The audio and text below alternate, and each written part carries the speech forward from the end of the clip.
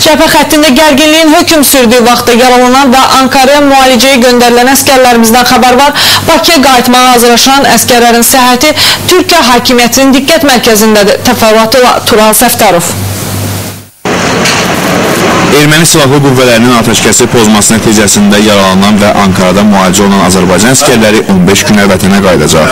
Sərxan Tahirzadə və Elvin Əskərov Atatürk Eğitim və Araşdırma Xəstəxanasında, Ədalət Məmmədov isə Ankara Xəstəxanasında VIP palatalarda müalicələrini davam etdirir. 19 yaşlı Sərxan Tahirzadənin hər iki ayağı amputasiya edilib. Ağdam istiqamətində gedən döyüşlərdə yaralandığını söyləyən əskər, aparılan müalicənin çox böyük kömək olduğu qənaətindədir. Çox yaxşı ilgilənirəm, razıyam, hər şey yaxşıdır, sağ olsun. Xəstəxanaya daha ağır vəziyyətə gətirilən Elvin Əskərov isə artıq sərbəst şəkildə yeriyə bilir.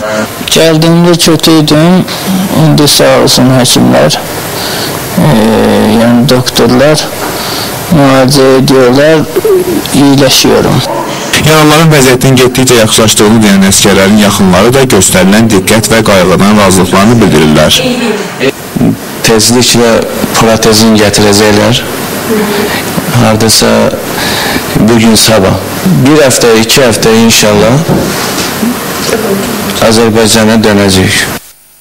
Yaralıları xəstəxanada Türkiyə Parlamentinin sədri Cəmil Çiçək, indiki baş nazir Əhməd Davutoğlu və ölkə siyasətinin digər tanınmış simaları ziyarət edib.